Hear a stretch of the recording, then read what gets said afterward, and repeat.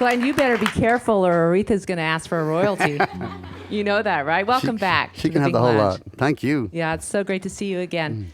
So I remember you once saying when you were with the Frames that it was kind of like being with bank robbers. When it worked really well, it worked really well, and when it didn't, it was a disaster.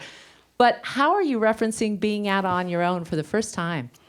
Well, I mean, it's the name has changed. That's the only thing. I mean, I'm still with the band, and the band are with me on the road. And it is a little bit, it is a little bit like traveling through America on a bus and like driving at night and spending the afternoons in beautiful towns all over the country.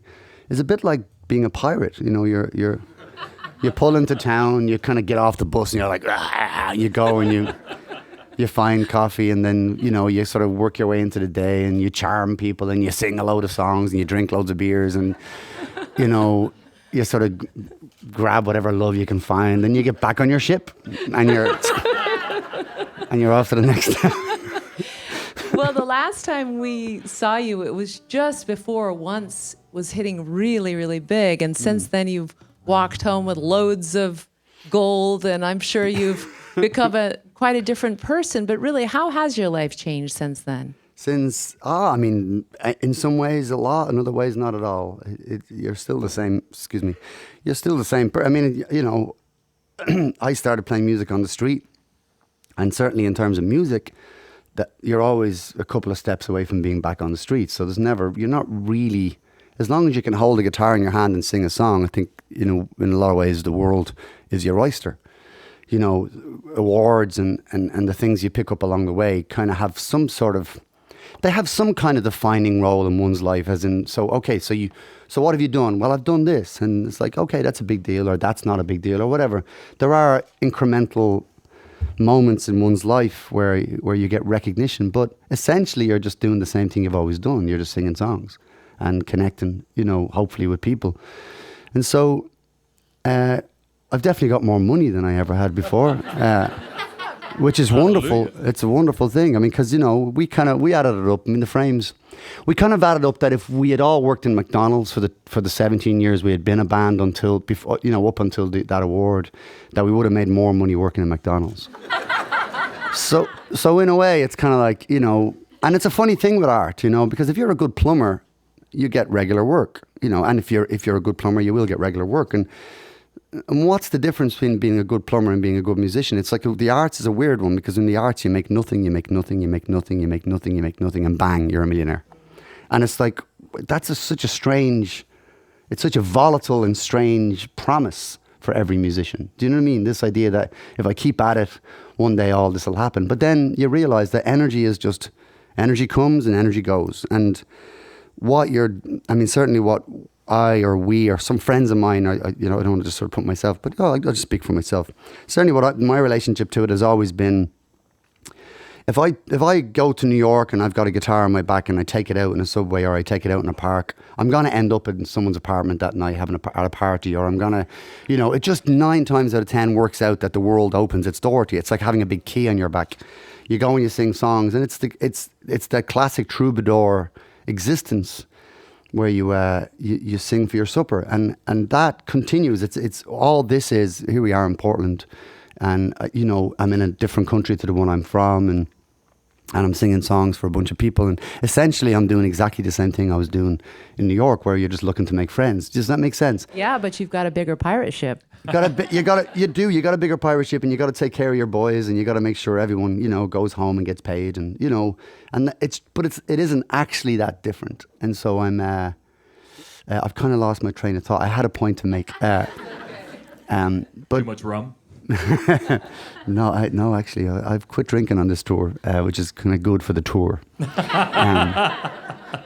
Because it's so, man, it's being Irish. Like, people just assume that we're all alcoholics, and they assume that the only thing you care about is Jameson. And so at the end of every gig, you have all these shots that are put in front of you, and you find yourself, kind of representing. It's like being a gunslinger. Everybody wants to be the one to outdrink you. Exactly. So that can get dangerous, and the problem with that is that your energy goes all low. But to talk about money, that's what I was talking about. So energy comes and energy goes. There's this idea that when you obsess on anything. I remember as a busker, whenever I'd go out on the street and actually need the money and kind of want it, and because I want to get something, they were always the days I made no money. And when the days when I went out on the street and I didn't mind, and I just was like just doing it because I love it, was the days you'd find yourself with a whole hat full of money, and you'd be like, wow, look at that, and you're buying dinner for all your mates. So it's a weird thing. You're blocking. It's like when you obsess on anything, you're blocking it. When you just kind of get with it and do the thing for the love of doing it, everything just seems to go green lights, green lights, green lights. And I kind of feel like in terms of the Frames career and all of that, it was actually Marketa, when she came into my life, I remember her attitude was just so kind of clean. You know, she was really young, and so she was real like, why would you do that? Why would you sing that lyric when it's not true? Why would you, you know, and she would make all these very, very simple judgments on things. And I was like, you know what, you're absolutely spot on. And bang, green lights, green lights, green lights, and everything sort of seemed to roll. And it was a very important period of my life. And she was a huge teacher, amazing teacher. So with the Oscars and the Tonys that once brought you, and by the way, congratulations. That is such a great story. Thank you. Yeah, it's amazing. Yeah, absolutely. How great is that?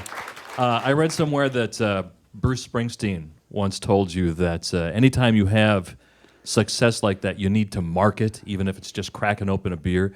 And I'm wondering, did you take his advice? And if so, how did you market?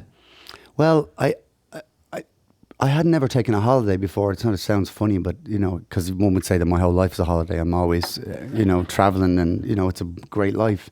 But I'd never really gone anywhere and sort of done nothing. You know, I'd always been going somewhere for a reason to do something.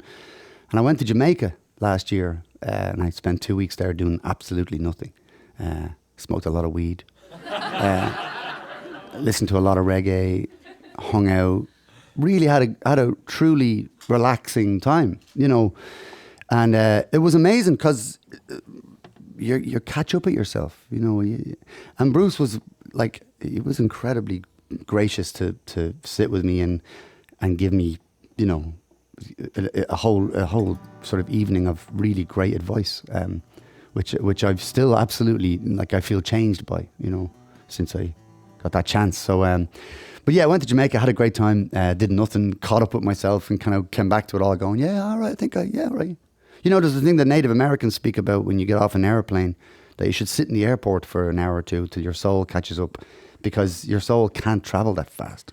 You know, it needs to, and at that time during our lives, we were on presidential hours. It was like, it was crazy at one point, you know. And John will testify, there was moments where we were all sort of like, why you, and who is this person I'm about to meet? Okay, and everything was just like, you shouldn't live like, I mean, you can, and you should live like that for a moment in your life. Everybody should, because it's mental.